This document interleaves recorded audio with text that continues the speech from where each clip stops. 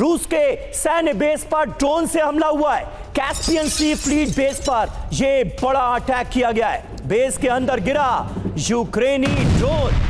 ये देखिए तस्वीरें, कैस्पियन सी फ्लीट बेस पर यह बड़ा अटैक है।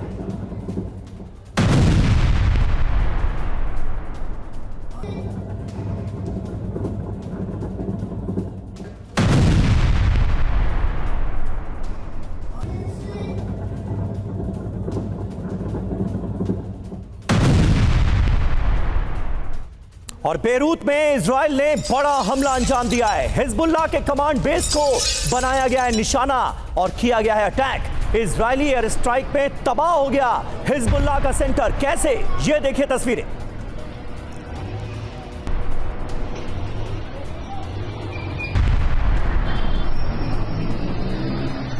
एयर स्ट्राइक की तस्वीरें आपको दिखा रहे हैं किस तरह से हिजबुल्लाह का एक बड़ा सेंटर इजरायली हमले में तबाह कर दिया गया है।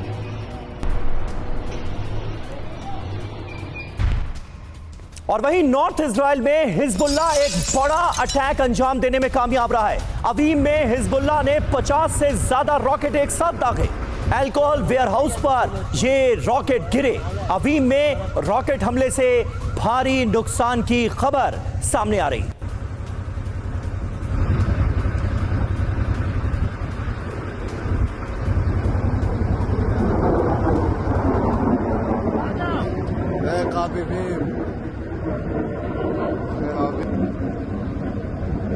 तो देखिए, एक तरफ बेरूत में इजराइल का बड़ा हमला हुआ है और दूसरी तरफ अवीम से जो तस्वीरें सामने आ रही हैं उस पर भी आप नजर डालिए। अल्कोहल के वेयरहाउस पर ये रॉकेट गिरे हैं और एक साथ कहा जा सकता है रॉकेट वर्षा कर दी है हिजबुल्लाह ने।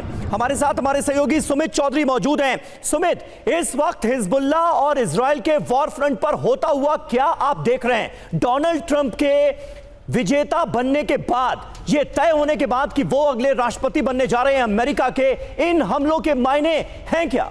देखिए समीर, 24 से 48 घंटे पहले हमने देखा कि इजराइल की जो पूरी सैन्य, आप कह सकते हैं कि उनके डिफेंस मिनिस्टर हटाए गए और कहा यह जा रहा कि बड़े चेंजेस होंगे उनकी पूरी डिफेंस चेन में। और अब दूसरा सबसे बड़ा इंपॉर्टेंट चेंज जो हम देख रहे हैं स्ट्रैटेजिकली, वो ग्राउंड पर भी देख रहे हैं। अभी तक इजराइल जो था वो साउथ लेबनान, दाहिया जैसे इलाकों के ऊपर फोकस कर अटैक करता था, लेकिन अब नॉर्थ ऑफ लिथानी या फिर आप कह सकते हैं कि जो बेरूट के आसपास के कई सेंट्रल एरियाज हैं उन पर इजराइल के अटैक बहुत ज्यादा बढ़ गए हैं। 60 से ज्यादा कहा जा रहा है कि जो लड़ाके हैं हिजबुल्लाह के वो मारे गए हैं। और ये सारी चेंजेस हम इसलिए देख रहे हैं क्योंकि अब माना यह जा रहा है कि डोनाल्ड ट्रंप जब जनवरी में अपने ऑफिस को, व्हाइट हाउस को ज्वाइन करेंगे, उससे पहले इजराइल को ये सभी चीजें बाइंड अप करनी है। यानी गाजा का फ्रंट भी और हिजबुल्लाह के खिलाफ जो लगातार जंग चल रही है उन दोनों को लगभग खत्म करना है, क्योंकि डोनाल्ड ट्रंप बार बार ये कह चुके हैं कि उनके आते ही वो वॉर खत्म करेंगे। और इजराइल ये चाहता है कि उनके आने से पहले, उनके ऑफिस ज्वाइन करने से पहले ये सारी चीजें वाइंड अप कर ली जाए। इसी वजह से जो आप देखें कि लगातार जो अटैक्स है उनका दायरा लगातार बढ़ता जा रहा है। बिल्कुल, और इसी वजह से इजराइल की तरफ से भी ताबड़तोड़ बमबारी की गई है। हिजबुल्लाह के ठिकानों को बड़े पैमाने पर बनाया गया है निशाना। और देखिए, गाजा में इजराइल ने भीषण बमबारी की है। जबालिया कैंप को एक बार फिर निशाना बनाया गया है। ग्लाइड बॉम्ब से यहां हमला हुआ है। हमास के हथियारों के गोदाम तबाह करने का दावा इजरायली डिफेंस फोर्सेस ने किया है और यह बड़ा हमला था। धमाके के बाद की तस्वीरें इसकी गवाही दे रही हैं। गाजा में जो इजराइल की तरफ से ताजा बमबारी हुई है उसकी तस्वीरें इस वक्त आपके सामने।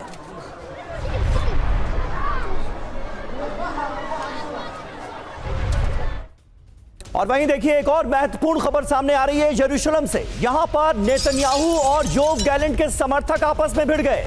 योव गैलेंट के समर्थकों पर किया गया हमला। ये देखिए तस्वीरें। नेतन्याहू समर्थकों ने पेपर स्प्रे कर दिया। उसके बाद किस तरह से झड़प होती है, किस तरह से धक्का मुक्की शुरू हो जाती है दोनों नेताओं के समर्थकों के बीच। ये तस्वीरें आप देखिए। यरूशलेम से ये तस्वीरें सामने आई हैं जहां पर नेतन्याहू और योव गैलेंट के सपोर्टर्स आपस में भिड़ गए। और वहीं तेल अवीव में नेतन्याहू के खिलाफ प्रदर्शन शुरू हो गए। योव गैलेंट के समर्थकों ने यहां पर हंगामा किया है। सेना की जर्सी पहनकर विरोध का इजहार किया गया। ये देखिए तस्वीरें। ये तमाम वो योव गैलेंट के समर्थक हैं जो कि नाराज बताए जा रहे हैं बेंजामिन नेतन्याहू से। नेतन्याहू ने योव गैलेंट को बर्खास्त करने का जो फैसला लिया है उसके बाद इजराइल के अंदर नेतन्याहू के प्रति लोग गुस्से का इजहार कर रहे हैं। और देखिए, अमेरिका में डोनाल्ड ट्रंप के खिलाफ विरोध प्रदर्शन शुरू हो गए हैं। शिकागो में ट्रंप की जीत का विरोध किया गया है। नॉट माई प्रेसिडेंट के नारे लगाए हैं इन तमाम लोगों ने। ये देखिए, हाथों में बैनर पोस्टर लेकर ये ट्रंप के विरोध में रैली निकाली जा रही है और नारे लगाए जा रहे हैं, नॉट माई प्रेसिडेंट।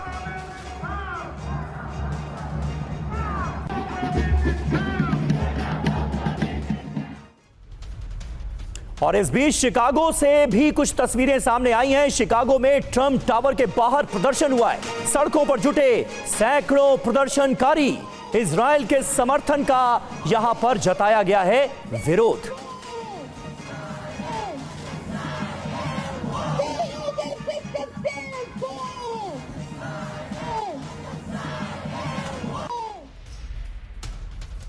तो डोनाल्ड ट्रंप अमेरिका के नए राष्ट्रपति होंगे।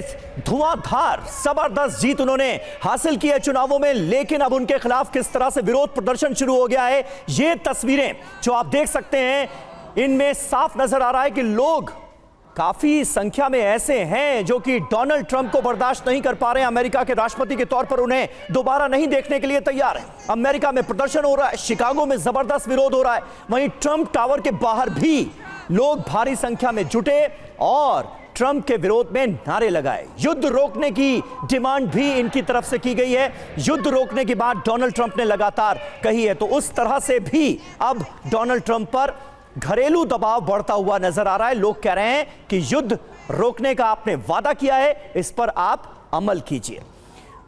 और मनीष झा हमारे सहयोगी इस वक्त हमारे साथ वॉशिंगटन डीसी से मौजूद हैं। मनीष, ये जो विरोध प्रदर्शन की तस्वीरें अलग अलग शहरों से सामने आई हैं, ये क्या बता रही हैं? डोनाल्ड ट्रंप के विरोध में इस तरह से अमेरिकी लोग ही सड़कों पर उतरकर क्या मैसेज देना चाह रहे हैं?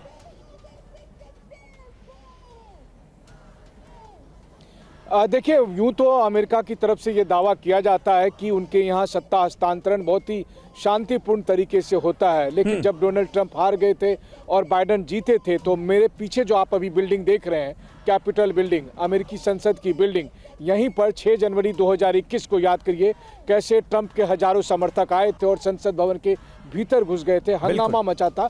तब वो कहते थे कि बाइडेन हमारा प्रेसिडेंट नहीं है, नॉट माई प्रेसिडेंट का नारा तब ट्रंप के समर्थक दे रहे थे और काफी हिंसा हुई थी, जिसको लेकर ट्रंप तक पर मुकदमा चला था।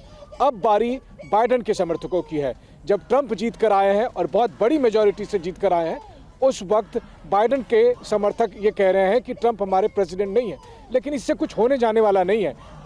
जिस हिसाब से ट्रंप जीत कर आए हैं, उसके बाद न केवल राष्ट्रपति पद के तौर पर, बल्कि फिर मैं कहूं कि अमेरिकी संसद के जो दोनों सदन हैं, सीनेट में और प्रतिनिधि सभा में भी उनके पार्टी के सदस्य बहुत ज़्यादा संख्या में जीत कर आए हैं। तो आज की तारीख में व्हाइट हाउस से लेकर अमेरिकी संसद तक हर किसी का राजा है ट्रंप। और ऐसे में अगर थोड़ी बहुत प्रोटेस्ट होता है, जो एक लोकतांत्रिक कंट्री में होना भी चाहिए, तो उससे बहुत फर्क नहीं पड़ेगा। बल्कि डोनाल्ड ट्रंप की जो ताकत है पहले टर्म की तुलना में इस बार बहुत ज्यादा है। बिल्कुल बिल्कुल सही कहा आपने मनीष। हिजबुल्लाह के हमलों से दहल गया नॉर्थ इजराइल।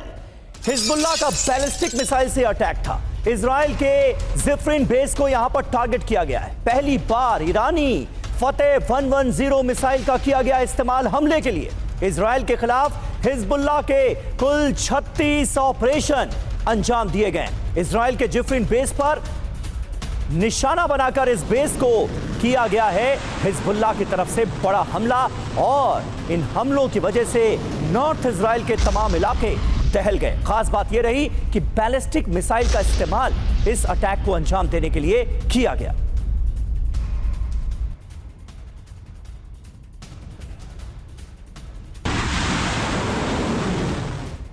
और वहीं इस वक्त इजराइल से बहुत बड़ी खबर है। इजराइल के बेन गुरियन एयरपोर्ट पर भी हमला हो गया है। एयरपोर्ट के अंदर गिरा हिजबुल्लाह का रॉकेट। एयरपोर्ट के रनवे के पास ही बड़ा धमाका हुआ है, यह खबर सामने आ रही है। हिजबुल्लाह ने करीब 10 रॉकेट इस इलाके को टारगेट करके दागे थे। आईडीएफ ने कई रॉकेट्स को तबाह करने का दावा किया है, लेकिन उसके बावजूद भी हिजबुल्लाह के रॉकेट एयरपोर्ट के अंदर नुकसान करने में कामयाब रहे हैं। इजराइल के बेन गुरियन एयरपोर्ट पर यह हमला किस तरह से अंजाम दिया गया है, तस्वीरें आप देखिए, कितना बड़ा गड्ढा हो गया है वहां पर जहां पर ये रॉकेट गिरे हैं। एयरपोर्ट के अंदर के इलाके की ये तस्वीरें हम आपको दिखा रहे हैं जहां पर हिजबुल्लाह के रॉकेट गिरे हैं। एयरपोर्ट के रनवे के पास ही ये बड़ा धमाका हुआ है।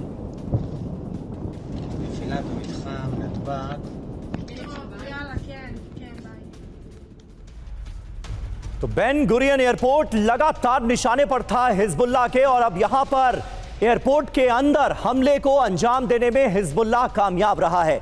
इजराइल के वेस्ट गलीली में हिजबुल्लाह ने हमला किया है। विध्वंसक रॉकेट हमलों से यहां भारी दहशत है। अबीबीम इलाके में विनाशक हमले से भीषण आग लग गई है। रॉकेट हमले में कई लोगों के घायल होने का दावा किया जा रहा है।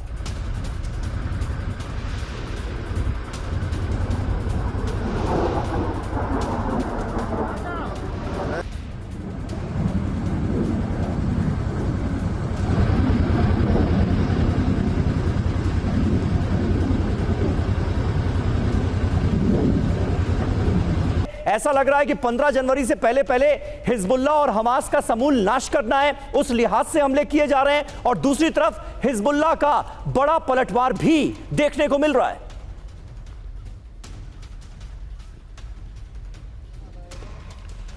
जी, बड़ा अच्छा सवाल पूछा। सारा विश्व ये सवाल पूछ रहा है आज कि पिछले कई महीने से हम देख रहे हैं और सुन रहे हैं कि अमेरिकन इलेक्शन का रिजल्ट से बहुत कुछ डिपेंड करेगा गाजा की लड़ाई के ऊपर, इजराइल की लड़ाई के ऊपर और यूक्रेन रशिया की लड़ाई के ऊपर। सबको मालूम है कि ट्रंप साहब की पॉलिसी जो डिक्लेयर हुई थी वो ये है कि दोनों युद्ध को हम रोकेंगे, लेकिन इनको एक एक करके देखा जाए क्योंकि हालात तकरीबन बराबर हैं लेकिन सर्कमस्टांसेस फ़र्क हैं। अब जहाँ तक कि इजराइल वाला सवाल है उसको पहले देखिए। एक ट्रंप साहब का, एक तो आपको पता ही है किस तरीके से उनका रिलेशनशिप चाइना के साथ है, दूसरा उनका ये आपको ये भी पता है कि उनका रिलेशन रशिया के साथ किस प्रकार का है। रिपोर्ट भी किया, उनको कंग्रेचुलेट भी किया है। लेकिन चाइना के बाद जो नेक्स्ट बिग एनिमी आता है ट्रंप साहब के लिए वो है ईरान। और इस पूरी लड़ाई जो कि गाजा में चल रही है, इजराइल फ़लस्तीन में चल रही है, उसके पीछे है ईरान। तब देखना ये है कि ये युद्ध क्या बढ़ेगा या बंद होगा। जिस तरह से ट्रंप साहब ने कहा था कि इस लड़ाई को हम बंद करेंगे, बहुत अच्छा है, सारे विश्व यही चाहता है कि बंद हो जाए। लेकिन ईरान भी उनके लिए एक बड़ा भारी दुश्मन है, उसका भी उनको ध्यान रखना है। तो मैं समझता हूँ कि इस पर कुछ गौर होगा उनकी ख़ास तौर से न्यूक्लियर कैपेबिलिटीज़ के ऊपर और उनकी ऑयल इंडस्ट्रीज़ के ऊपर। लेकिन जब तक कि हिजबुल्लाह का अटैक चलता रहेगा तब तक इजराइल उसको वापस मारता रहेगा। अगर इजराइल में 2 बम गिरते हैं तो वहाँ पे 20 बम गिरते हैं। बेरूट में आपको पता है किस तरीके से लेबनान में नुकसान हो रहा है, 50-60 हिजबुल्लाह रोज़ मरते हैं, हालांकि वो कहते हैं उनके पास 10,000 हिजबुल्लाह हैं। तो मैं समझता हूँ कि दिस वॉर इज़ नाउ, ये 6 जनवरी तक वेट करने की ज़रूरत नहीं पड़ेगी। 6 जनवरी तो भी बहुत समय पड़ा है, नवंबर पड़ा है, पूरा दिसंबर पड़ा है और 6 दिन जनवरी के पड़े हैं। मैं समझता हूँ उससे पहले ही कुछ ऐसा एक्शन होगा जिससे साफ होगा कि ये विश्व की युद्ध किस तरफ जा रही है। क्या ये एस्केलेट हो सकती है जहाँ तक कि फ़लस्तीन और हिजबुल्लाह और हमास का सवाल है, या ये बंद होगी। अब दूसरी बात जो आप बात करना चाहते हैं वो रशिया यूक्रेन। बिल्कुल सर, उस फ्रंट पर भी हम आएंगे। रशिया यूक्रेन फ्रंट पर ट्रंप के आने के बाद क्या फर्क पड़ेगा, इस पर भी हम बात करेंगे। नॉर्थ इजराइल में हिजबुल्लाह का ड्रोन अटैक हुआ है, नाहरिया में हुआ विध्वंसक ड्रोन अटैक। नाहरिया शहर के रिहायशी इलाके में ड्रोन गिरा है। धमाके में कई इमारतों को नुकसान का दावा किया गया है। तो ये तस्वीरें आप देखिए, नॉर्थ इजराइल में किस तरह से ड्रोन अटैक किया गया है और इस विध्वंसक ड्रोन अटैक ने इस पूरे इलाके को दहला कर रख दिया। और जानकारी यह भी मिल रही है कि नॉर्थ इजराइल में जिहाद मिसाइल से हमला किया गया है। हिजबुल्लाह ने जिहाद मिसाइल का इस्तेमाल किया है इस हमले को अंजाम देने के लिए। आईडीएफ की गोलानी ब्रिगेड को टारगेट किया गया है इस हमले में। हिजबुल्लाह ने बाकायदा इस हमले का वीडियो भी जारी किया है। ये देखिए वो वीडियो जो कि हिजबुल्लाह की तरफ से जारी किया गया है। गोलानी ब्रिगेड को टारगेट करते हुए इस हमले को अंजाम दिया गया है और इस हमले में हिजबुल्लाह ने जिहाद मिसाइल का इस्तेमाल किया है। तो 1000 किलोमीटर तक मार करने में सक्षम ईरानी जिहाद मिसाइल का इस्तेमाल हिजबुल्लाह अब हमलों के लिए कर रहा है। हिजबुल्लाह का बैलिस्टिक मिसाइल हमला हुआ है। नॉर्थ इजराइल में हिजबुल्लाह के विनाशक हमलों से हड़कंप मचा हुआ है। पहली बार made in Iran Fateh 110 missile का इस्तेमाल किया गया है। इजराइल के जिफ्रिन बेस पर फतेह बैलिस्टिक मिसाइल से किया गया है अटैक। आईडीएफ की गोलानी ब्रिगेड पर ईरानी जिहाद मिसाइल से यह हमला अंजाम दिया गया। आईडीएफ के बेलो बेस पर कई ड्रोन से एक साथ विध्वंसक अटैक हुए। तेल अवीव और हाइफा में कामिकाजी ड्रोन हमलों से वैसे ही दहशत है। तो ये जो बड़ी खबरें सामने आ रही हैं वो बता रही हैं कि अभी इजराइल को लेकर ईरान के इरादे क्या हैं। प्रोफेसर राजन कुमार, किस तरह से आप देखते हैं ईरान की तरफ से जो अभी रुख नजर आ रहा है वो बेहद कड़ा है, बहुत तल्ख रुख है। डोनाल्ड ट्रंप के आने के बाद इस पूरे के पूरे रीजन में, इस पूरे वॉर फ्रंट में क्या बदलाव मुमकिन है या सब कुछ जस का तस चलता रहेगा, इसके भी आसार हैं? नहीं समीर, बहुत ही बढ़िया सवाल है। उसमें हालांकि स्पेकुलेशन ज़्यादा होगा अभी, लेकिन संभावना, मैं सुमित जो बता रहे थे आपके प्रोग्राम में पहले, उससे काफ़ी सहमत हूँ।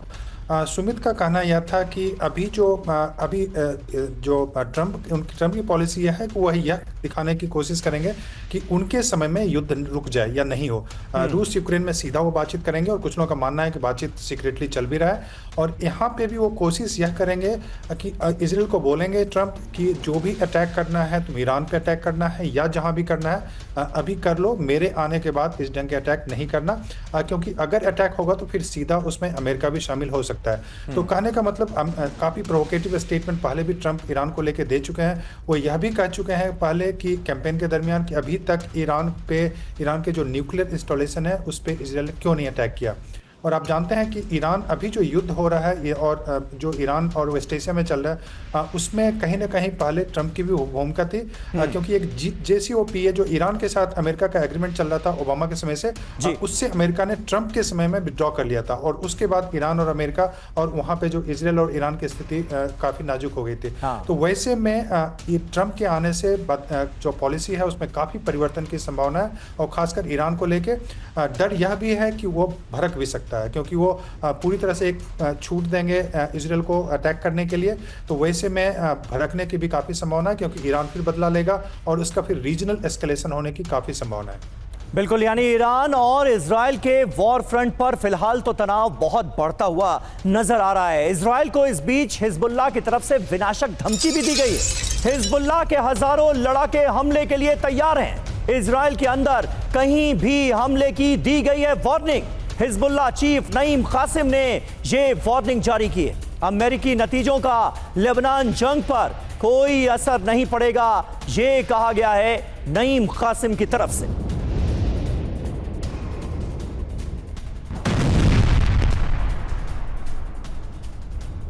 और देखिए, इस बीच पश्चिम एशिया का नक्शा बदलना चाहता है इजराइल। ये खबर है, गाजा लेबनान तक नहीं रुकेंगे Netanyahu. Hezbollah chief Naim Qassem का ये बड़ा दावा सामने आया है। हिजबुल्लाह का अस्तित्व मिटाना चाहता है इजराइल। इजराइल से लड़ने को तैयार है ट्रेंड रेजिस्टेंस फोर्स, ये नईम कासिम की तरफ से बताया गया है। और हमारे साथ अशमिंदर बहल साहब भी मौजूद हैं। बहल साहब, जिस ट्रेंड रेजिस्टेंस फोर्स का हवाला दिया जा रहा है, इसकी ताकत क्या है, क्या कर सकती है?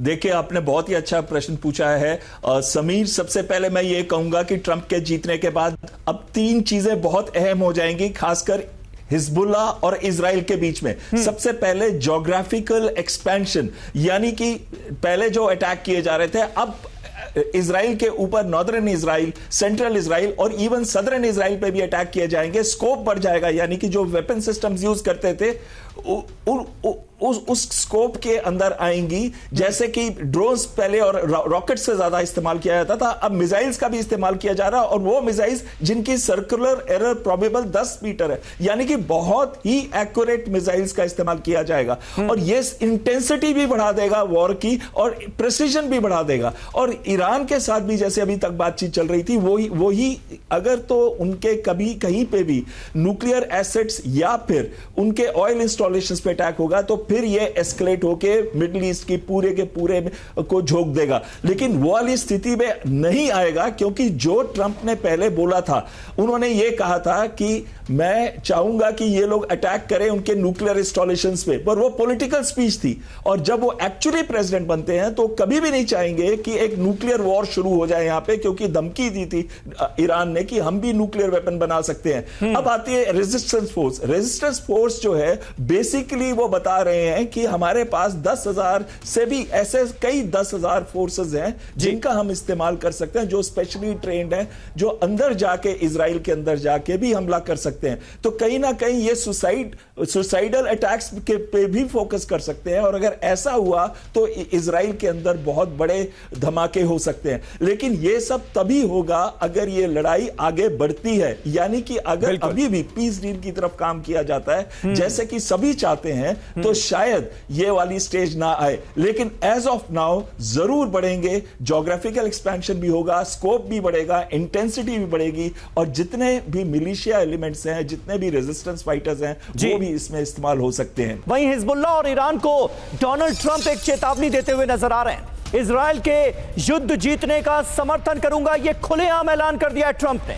आतंक के खिलाफ इजराइल का समर्थन जारी रहेगा, यह कहा ट्रंप ने। जिहाद के समर्थकों को हम निर्वासित कर देंगे, डोनाल्ड ट्रंप का यह बहुत बड़ा बयान। और मनीष झा हमारे सहयोगी इस वक्त वॉशिंगटन डीसी से हमारे साथ मौजूद हैं। मनीष, ट्रंप के इस बयान के मायने क्या हैं, जो बाइडेन के कार्यकाल में भी हमने देखा और हम देख ही रहे हैं कि किस तरह से अमेरिका इजराइल के साथ खड़ा नजर आया, लेकिन डोनाल्ड ट्रंप के आने के बाद क्या बदलेगा? जो अपना पहला संबोधन था उसमें ही वो खुलकर इस बात का जिक्र कर रहे हैं कि इजराइल के युद्ध जीतने का वो समर्थन करेंगे। बिल्कुल, देखिए, जहां तक मध्य पूर्व और इजराइल का संबंध है तो उस मामले में अमेरिका का समर्थन इजराइल को और ज़्यादा बढ़ेगा।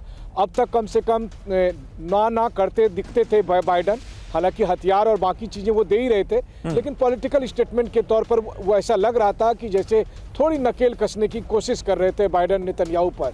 लेकिन डोनाल्ड ट्रंप के समय में वो हरी झंडी देकर खड़े रहेंगे कि जाओ नेतन्याहू, कुछ करके आ जाओ। देखिए, अमेरिका वहीं पर शांति की बात करेगा जहां पर अमेरिका के लिए चुनौतियां मुश्किल है, मसलन रूस यूक्रेन युद्ध में, क्योंकि रूस यूक्रेन युद्ध में डोनाल्ड ट्रंप एक बिजनेसमैन के तौर पर सोच रहे हैं हम हथियार देंगे और जीतने से रहे, तो इसीलिए वहां पर शांति की बात करेंगे। लेकिन उन्हें यह लगता है कि यह सही मौका है जब मध्य पूर्व में इजराइल की अगुवाई में अब ईरान पर टारगेट किया जाए। वैसे भी पॉलिटिकली अगर आप देखें तो सब कोई जानता है कि डोनाल्ड ट्रंप का मुस्लिम को लेकर क्या पॉलिसी है, मध्य पूर्व को लेकर क्या पॉलिसी है, और इसीलिए वो चाहते हैं कि अपनी पूरी ताकत का केंद्र बिंदु अब मध्य पूर्व में हो और ऐसे में यूक्रेन से थोड़े दिन के लिए फ्री हुआ जाए। यहीं पर एक टैक्टिकल क्वेश्चन है, जब रूस यूक्रेन युद्ध शुरू हुआ तो ईरान ने ड्रोन से रूस की मदद की, उस समय ईरान ने भरपूर सहायता दी रूस की।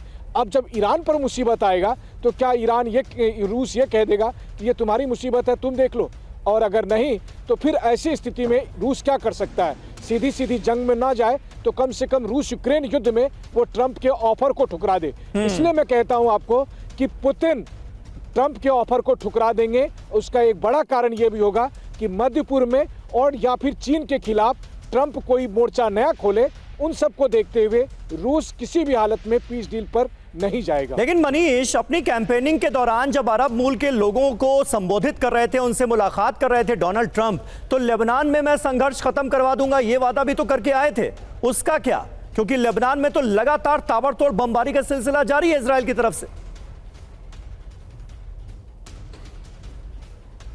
देखिए, लेबनान में अब बचा क्या है कि उसे बचाने के लिए वो संघर्ष को खत्म करेंगे। लेबनान की तो जितनी तबाही होनी थी वो हो ही रही है और आने वाले समय में वो जारी रहेगी।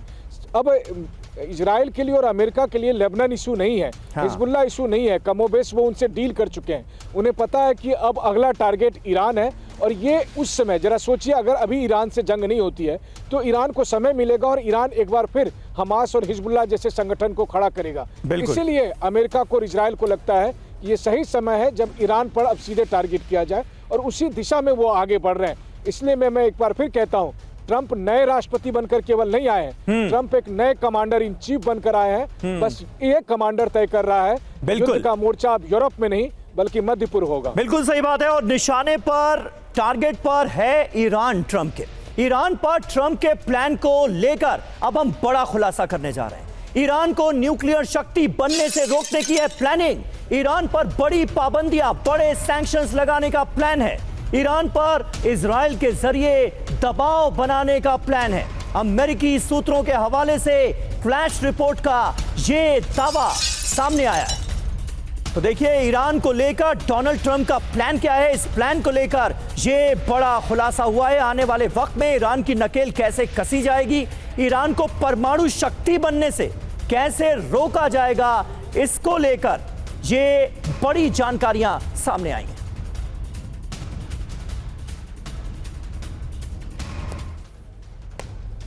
तो देखिए डोनाल्ड ट्रंप का प्लान ईरान आखिर है क्या।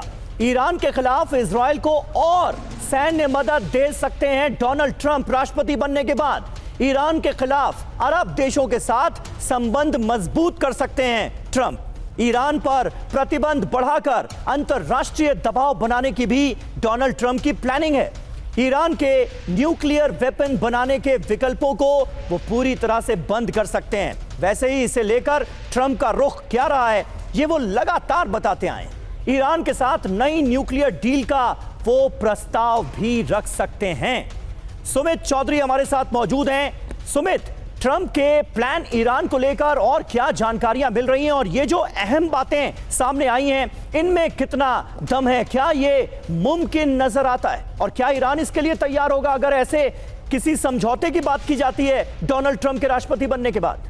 देखिए ईरान तैयार हो ना हो, लेकिन ईरान को तैयार कराया जाएगा। देखिए एक इंपॉर्टेंट बात यह है कि अमेरिका की अब पूरी स्ट्रैटेजीज होगी मिडिल ईस्ट में, और मिडिल ईस्ट के उन्हीं देशों पे होगी जो शिया डोमिनेटेड है। अगर आप देखें कि लगातार अमेरिका जो कोशिश कर रहा है, खास तौर पे मैं आपको लेबनान की जमीन से जरूरी बता सकता हूं कि शिया सुन्नी के अंदर रिफ्ट पैदा कराना, खास तौर पे इस तरीके से पैदा कराना कि शिया वर्ल्ड जो है वो सुन्नी से अलग हो जाए। और यही वजह है कि शिया कम्युनिटी के जो बड़े डोमिनेटेड एरियाज हैं या कंट्रीज हैं, चाहे वो आप लेबनान के इलाके कह लीजिए, साउथ लेबनान के इलाके हो, चाहे वो आप कह सकते हैं कि इराक के इलाके हो, ईरान हो, या फिर आप कह सकते हैं सीरिया के कई महत्वपूर्ण इलाके हो, उन इलाकों पे आप अपने ऑपरेशन चलाते रहें, लेकिन बाकी के मिडिल ईस्ट की कंट्रीज को अपने साथ लेकर खड़ा कर सके, ताकि वो सपोर्ट सिस्टम जो लगातार मिल रहा था वो सपोर्ट सिस्टम ये खत्म हो। दूसरा सबसे इंपॉर्टेंट बात ये होगी कि ईरान को ये समझाना कि या तो आप अपने प्रॉक्सीज के साथ अपने एसोसिएशंस को खत्म करें, लिमिटेड करें, या फिर आप बड़ी एयर स्ट्राइक्स के लिए तैयार है। तो निश्चित तौर पर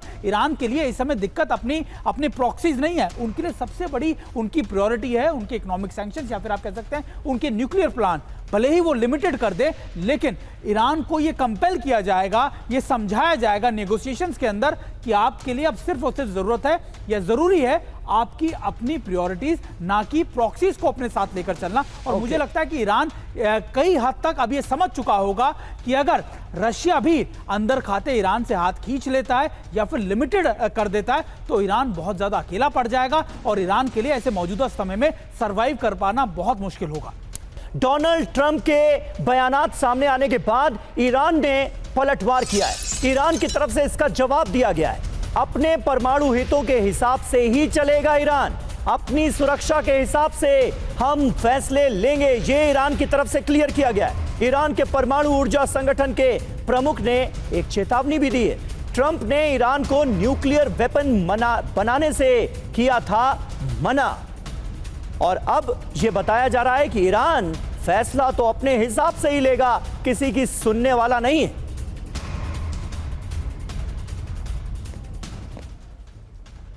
तो देखिए ईरान की डोनाल्ड ट्रंप को न्यूक्लियर चुनौती क्या है। ईरान अपने न्यूक्लियर प्रोग्राम को आगे भी जारी रखेगा, यह आधिकारिक तौर पर बता दिया गया है।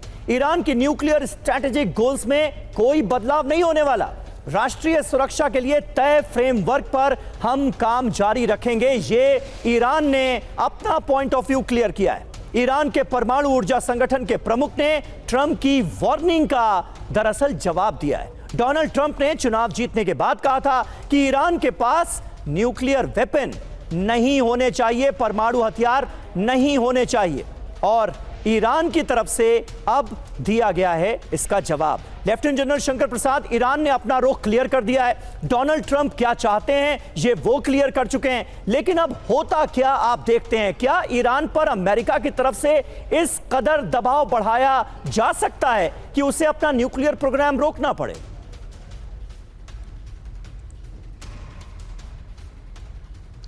देखिए, बात बिल्कुल साफ है। ये आज की नई बात नहीं है, बहुत सालों पुरानी बात है कि पूरा जो अमेरिकन साइड है वो नहीं चाहता कि ईरान न्यूक्लियर बने, और इस समय एक मौका आ गया है कि उसको न्यूक्लियर बनने से, न्यूक्लियर वेपनाइज बनने से रोका जा सके। सारा जो इसका खेल है वो उसका हाथ, ईरान के हाथ में है। ट्रंप की पोजीशन तो बिल्कुल क्लियर है, इजराइल की पोजीशन बिल्कुल क्लियर है। तो इस समय अगर वो अपने न्यूक्लियर प्रोग्राम को आगे बढ़ाना चाहता है, बेसिकली फॉर पीसफुल पर्पसेस, तो ईरान कर सकता है। अगर उसने वेपनाइजेशन की तरफ ज़रा सा भी ध्यान दिया और उसने इस लड़ाई को और एस्केलेट किया हिजबुल्लाह के ज़रिए और हमास के ज़रिए, तो मैं समझता हूँ ईरान के लिए बड़ा भारी नुकसान हो सकता है। बात बिल्कुल क्लियर है, ईरान को किसी हालत में अमेरिका न्यूक्लियर बनने नहीं देगा। आपको मालूम होगा जो पिछले हफ्ते भर में, जो हफ्ते 10 दिन पहले एक इजराइल ने छोटा सा अटैक किया था इजराइल के ऊपर, वहाँ उन्होंने पूरी इसकी एयर स्पेस देख ली है, पूरे टारगेट्स रजिस्टर हो गए। अगर वो चाहें तो मिनटों में इजराइल के, ईरान के न्यूक्लियर कैपेबिलिटीज़ को और ऑयल कैपेबिलिटीज़ को डिस्ट्रॉय कर सकते हैं। सो मैं मानता हूं कि इस समय कार्ड ईरान के हाथ में है। अगर वो चाहते हैं इस लड़ाई को बढ़ाया जाए तो 6 जनवरी के तो बहुत दूर की बात है, उससे पहले ही इसका नतीजा निकल आएगा। लेकिन बात बिल्कुल क्लियर है, इस समय अक्लमंदी इसी में है जो ट्रंप साहब शुरू से कह रहे हैं कि इस लड़ाई को रोका जाए, हिजबुल्लाह को रोका जाए, वो ईरान के हाथ में, हमास को रोका जाए, वो ईरान के हाथ में। और अगर ये रोका जाएगा तो एक बात ये भी सुनने में आई है कि हिजबुल्लाह नेगोशिएशन के लिए तैयार भी है। तो एक तरफ नुकसान हो रहा है, ऑलरेडी हो रहा है, हाँ इजराइल में भी हो रहा है, तो लेकिन इस समय बात ज़्यादा इस जोर पर होनी चाहिए नेगोशिएशंस की तरफ, बल्कि इस लड़ाई को और आगे बढ़ाने के लिए। It's a beautiful time, it's the best opportunity कि इस लड़ाई को रोका जाए। बिल्कुल, ये बहुत अहम बात आप कह रहे हैं कि ये समझौते के लिए बहुत मुफीद वक्त है कि जंग को रोका जाए, बंधकों को रिहा किया जाए और एक समझौते पर, एक प्रपोजल पर रजामंदी दोनों की हो। लेकिन फिलहाल ऐसा होता हुआ नजर नहीं आ रहा है। देखने वाली बात होगी कि ये नवंबर और दिसंबर में होता क्या है। और इस बीच देखिए, आप ये भी जानना चाह रहे होंगे कि डोनाल्ड ट्रंप अब राष्ट्रपति बनने जा रहे हैं अमेरिका के, तो इजराइल में इसे कैसे लिया जा रहा है। ट्रंप की जीत पर खुशी जाहिर की है इजरायली सैनिकों ने भी। ट्रंप की जीत से इजरायली सैनिकों में उत्साह है, खुशी जाहिर कर रहे हैं। इजरायली सैनिकों ने फायरिंग करके डोनाल्ड ट्रंप की जीत का जश्न मनाया। ये देखिए तस्वीर। God bless America, God bless Israel.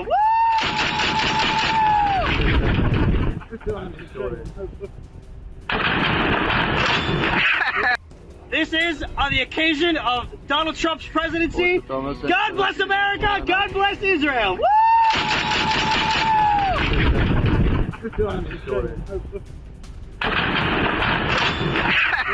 This is तो जंग में गए आईडीएफ के सैनिक किस तरह से जश्न मना रहे हैं डोनाल्ड ट्रंप की जीत का, ये आपने देखा।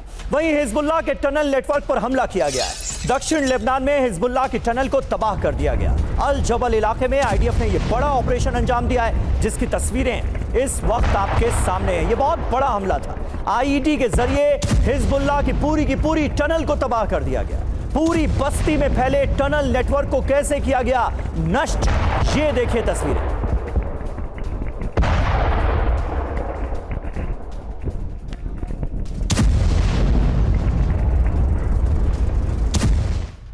और एक और अहम खबर, बेरूत पर 24 घंटे से इजरायली हमले जारी हैं।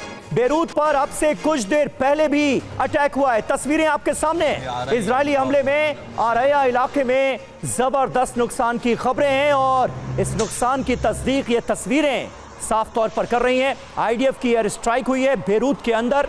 एक बार फिर बारूद बरसाया है इजराइल ने।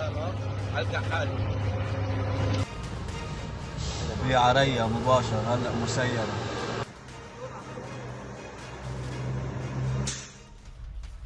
और लेबनान की राजधानी पर दरअसल बहुत बड़ा हमला हुआ है। बेरूत में इजराइल ने भीषण एयर स्ट्राइक की है। बेरूत के 4 इलाकों को निशाना बनाया गया है और यहां पर बमबारी की गई है। रात में जो हमले हुए हैं उसकी तस्वीरें आपको दिखा रहे हैं। बेरूत में आईडीएफ ने कैसे रात के अंधेरे में एयर स्ट्राइक करके इन इलाकों को दहला दिया। एक के बाद एक 4 इलाकों में बमबारी की गई है। हमले से पहले इजरायली सेना ने वार्निंग भी दी थी। प्रोफेसर राजन, क्या आसार बनते हुए नजर आ रहे हैं? एक बार फिर इंटेंसिटी जो है हमलों की वो बढ़ते हुए हम इस पूरे के पूरे रीजन में देख रहे हैं। बेरूत का जो हश्र है वो आपके सामने है। आने वाले वक्त में क्या बदलता हुआ आप देख रहे हैं इन 2 महीनों में? देखिए, बहुत सारी चीज़ें समीर होने की संभावना है। जिस ढंग की ट्रंप पॉलिसी रही है, ट्रंप अपने आप को जो ज्यूइश पॉपुलेशन है उसके प्रोटेक्टर के रूप में प्रोजेक्ट किए हैं अमेरिका के वोटर्स के सामने। उन्होंने यह भी बोला है कि जो लोग जो इनको सपोर्ट कर रहे थे, गजा को या जो फ़लस्तीन को सपोर्ट कर रहे थे, उनको वो वापस भेजेंगे तो उनके देश में डिपोर्ट करेंगे। इस ढंग का स्टेटमेंट था। उसके बाद उनके जो एक सन इन लॉ है, उनका यह भी स्टेटमेंट था कि अब तो गजा का जो एरिया है वहाँ पे वो प्राइवेट कंस्ट्रक्शन, जो ट्रंप की जो कंस्ट्रक्शन कंपनी है उसको यूज़ करेंगे। जो जेरूसलम जो में कैपिटल बनाने के, तेल अबीब से शिफ्ट करने की, जो जेरूसलम की शिफ्ट करने की बात आ रही थी, वह भी अब चर्चा में होगी। एक तरह से मुझे लगता है कि वो अभी प्रवोक करेंगे इसराइल को कि हम पूरा प्रोटेक्शन दे रहे हैं। जितना भी अटैक करना हो इस दरमियान हिजबुल्लाह पे या फिर अगर ज़रूरत पड़े तो ईरान पे भी वो कर लो, क्योंकि उसके बाद जब वो आएंगे तो वो यह दिखाने की कोशिश करेंगे कि उन्होंने ईरान पे और दबाव देके या फिर दूसरे देशों को शामिल करके वो इस युद्ध को किसी न किसी रूप में रोकने की कोशिश करेंगे। भले ही उसमें थोड़ी सी अमेरिका भी बॉम्बिंग कर ले, लेकिन मुझे लगता है अभी सिचुएशन काफ़ी प्रवोक होने की संभावना है। हालांकि कोई अचीवमेंट इजराइल को भी नहीं हो रहा है, मैं बता दूं। ना तो उसके हॉस्टेज छूट रहे हैं, ना ही वो लेबनान पे पूरी तरह से या हिजबुल्लाह को डिस्ट्रॉय कर सकता है। हमस पे अभी भी हमले बीच बीच में होते रहते हैं, हमस भी डिस्ट्रॉय नहीं हुआ है, हॉस्टेजेस भी निकाल नहीं पा रहे हैं। ईरान को भी कभी भी मुझे लगता है कि इजराइल उस ढंग से कंट्रोल नहीं कर पाएगा। तो अचीवमेंट्स तो दिखाने को बहुत ज़्यादा नहीं है। और साथ में अंदरूनी जो पॉलिटिक्स है इजराइल का, वो काफ़ी खराब हो चुका है। देखा कि आपने डिफेंस मिनिस्टर को हटा दिया, क्योंकि डिफेंस मिनिस्टर जो युवा गलैंड थे, उनके संबंध बाइडेन से काफ़ी अच्छे थे। और ट्रंप के आने की संभावना जैसे ही बनी तो उनको हटा दिया, कि उनको लगा कि तो बहुत ही एक मुझे लगता है काफी एस्केलेशन की संभावना है। और बिल्कुल एस्केलेशन की संभावना लगातार बढ़ती हुई नजर आ रही है। और इस बीच देखिए, थोड़ी देर पहले ही हमने आपको खबर दिखाई थी कि किस तरह से एयरपोर्ट को निशाना बनाया गया है और बेन गुरियन एयरपोर्ट पर हमला किया है हिजबुल्लाह ने। अब जानकारी मिल रही है कि बेरूत के एयरपोर्ट पर बड़ा एयर अटैक हो गया है। बेरूत एयरपोर्ट के रनवे पर गिरी है मिसाइल। इजरायली फाइटर जेट्स ने यहां बम बरसाए। हिजबुल्लाह के शिपमेंट को आईडीएफ ने तबाह कर दिया है।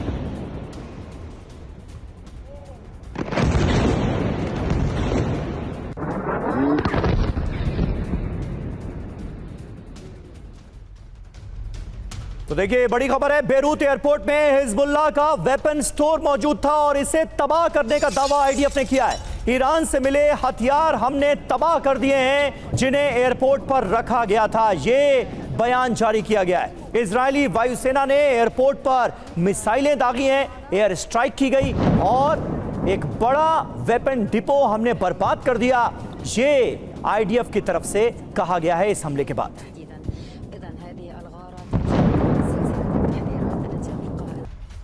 और बेरूत एयरपोर्ट पर इजरायली हमले से काफी दहशत है। एयरपोर्ट के रनवे से हटाई गए हैं कई विमान। इंटरनेशनल एयरपोर्ट में विमानों को शिफ्ट किया गया है, यह जानकारी सामने आ रही है, क्योंकि बेरूत एयरपोर्ट पर ही हमला हुआ है। इजरायली डिफेंस फोर्सेस का यह बड़ा हमला था, एयर स्ट्राइक की गई है और हथियारों का गोदाम नष्ट करने का दावा किया गया है। इसके बाद तमाम जो एहतियाती कदम हैं वो उठाए जा रहे हैं, क्योंकि इंटरनेशनल एयरपोर्ट में विमानों को शिफ्ट करने की नौबत आ गई इस हमले के बाद। और आइए बेरूत एयरपोर्ट पर हमले की 2 अहम तस्वीरें एक साथ हम आपको दिखाते हैं। एक तस्वीर में आप देखेंगे किस तरह से रनवे को निशाना बनाया गया है, और क्योंकि यह हमला काफी बड़ा था, आईडीएफ की तरफ से यह दावा किया गया कि यहां पर ईरान से मिले हथियारों को छुपा कर रखा गया था। इसलिए जैसे ही हमें यह पता चला, हमने यहां पर एयर स्ट्राइक की और उसके बाद इन हथियारों को हमने नष्ट कर दिया। उसके बाद आप देखेंगे दूसरी तस्वीर जो आप देख रहे हैं, उसमें आपको साफ नजर आएगा कि किस तरह से एहतियाती कदम उठाए जा रहे हैं और तमाम विमानों को यहां से हटा लिया गया है। हमारे साथ अशमिंदर सिंह बहल साहब भी मौजूद हैं। बहल साहब, जरा बताइए हमारे दर्शकों को इस वक्त क्या स्थितियां होंगी, क्योंकि अब तो लेबनान के एयरपोर्ट पर भी हमले हो रहे हैं, इजराइल में भी बेन गुरियन एयरपोर्ट पर हमले किए गए। बहुत ही गंभीर स्थिति इस वक्त नजर आ रही है। समीर जी बिल्कुल सही कह रहे हैं आप। जब भी एयरपोर्ट पे हमला किया है, दो चीजें बहुत अच्छी इसमें दर्शाई गई हैं। सबसे पहले है कि इंटेलिजेंस, इजराइल का इंटेलिजेंस इतना अच्छा है कि उनको पता है कि ये मूवमेंट हुई है और ज्यादातर ये मूवमेंट मिसाइल्स या ड्रोन्स की होगी जो कि वहां पे स्टोर किए गए होंगे, और वो भी स्टोरेज टेम्पररी टाइम की होती है। तो ये ट्रांजिएंट टारगेट है, इसको एकदम अटैक करना जरूरी है, इसका रिएक्शन टाइम बहुत फास्ट होना चाहिए। तो ये उन्होंने प्रूव कर दिया, उन्होंने इमीडिएटली अटैक करके उसको डिस्ट्रॉय भी कर दिया। लेकिन साथ में यह कहूंगा कि रनवे पे अटैक नहीं था, यह वेपन स्टोरेज डिपो के ऊपर अटैक था जो कि रनवे के बहुत पास था। इसी वजह से जहाजों को हटाया जा रहा है। उसी तरीके से जो अटैक हो रहे हैं हिजबुल्लाह की तरफ से उनके एयरफील्ड्स पे, खासकर वो वाली एयरफील्ड जो तेल अवीव के पास है, तो उसमें भी उन्होंने जो अटैक किया था, तो वो जो मिसाइल गिरी थी एक कार के ऊपर जो बिल्कुल रनवे के, जो कि बिल्कुल ही एयरफील्ड के बाहर थी, यानी कि बहुत क्लोज थी। तो धीरे धीरे ये हमले से जो इंटरनेशनल फ्लाइट्स है वो तो बंद हो ही रही है, साथ साथ में एक दहशत भी बनती जा रही है। बिल्कुल सही बात है, और दहशत का माहौल साफ तौर पर नजर आ रहा है, और तस्वीरों में भी हमने देखा किस तरह से विमानों को रनवे से हटाया गया। एक बहुत अहम खबर है, यूक्रेन की नाटो में एंट्री नहीं होने देंगे ट्रंप, ये तय है। 20 साल तक नाटो में शामिल नहीं होने देंगे। यूक्रेन जंग को लेकर शांति योजना बनाने का दावा किया गया है रिपोर्ट में। फ्रंट लाइन पर डीमिलिटराइज जोन चाहते हैं Donald Trump. The wall street journal की रिपोर्ट में यह बड़ा दावा किया गया है। जंग को लेकर शांति योजना बनाने की प्लानिंग का भी इसमें सुमित जिक्र है। फ्रंट लाइन पर डीमिलिटराइज जोन, इसका मतलब क्या है, इसके मायने क्या हैं? देखिए, अगर आप देखें कि पूरी जंग शुरुआत किस पॉइंट पर हुई, किस बात पर हुई कि यूक्रेन नाटो का मेंबर बनना चाहता था। बिल्कुल 2.5 साल से ज्यादा का वक्त हो चुका है समीर, लगातार अभी भी कोई डिसीजन नहीं हुआ है। डोनाल्ड ट्रंप लगातार नाटो को लेकर बहुत ज्यादा मुखर रहे हैं, मुखालफत करते रहे हैं, उसके ड्रॉबैक्स गिनाते रहे हैं, उसका बर्डन अमेरिका पे क्या रहा है वो बताते रहे हैं। और अब उन्होंने जो प्रपोजल दिया है, खासतौर पे जो कहा जा रहा है कि जिस प्रपोजल पर लगातार डोनाल्ड ट्रंप की एडमिनिस्ट्रेशन अभी से काम करना शुरू कर चुकी है, वो है 20 साल के लिए सैंक्शन लगा देना यूक्रेन पर कि वो नाटो का मेंबर नहीं बनेगा। ये प्रेशर नाटो के ऊपर भी रहेगा, और ये इसके साथ सबसे बड़ा इंपॉर्टेंट ये होगा कि बार्गेन करेगा अमेरिका इस बात को लेकर कि हम नाटो को सपोर्ट करते रहेंगे, लेकिन नाटो को ये शर्तें माननी पड़ेगी। वहीं रूस के साथ ये शर्त होगी कि जितने इलाकों के अंदर फ्रंट पर आप जंग लड़ रहे हैं उसको डीमिलिटराइज कर दिए, यानी आपको थोड़ा इलाका छोड़ना पड़ेगा, थोड़ा इलाका यूक्रेन का छोड़ना पड़ेगा। लेकिन ये सारा इलाका कौन सा था? ये यूक्रेन का अपना इलाका था जिसको यूक्रेन होल्ड अप करके बैठा था। तो निश्चित तौर पर दोनों एंगल से, दोनों तरफ से यूक्रेन को कहीं ना कहीं अपने आप को निगोशिएट करना पड़ेगा, हार माननी पड़ेगी, या फिर आप कैसे कह सकते हैं पीछे हटना पड़ेगा। और यही होगी रूस की सबसे बड़ी ताकत, या फिर आप कह सकते हैं सबसे बड़ी इसमें विनिंग पोजीशन। और यही बात है कि डोनाल्ड ट्रंप इन्हीं बातों को लेकर रूस को मनाने की कोशिश कर रहे हैं।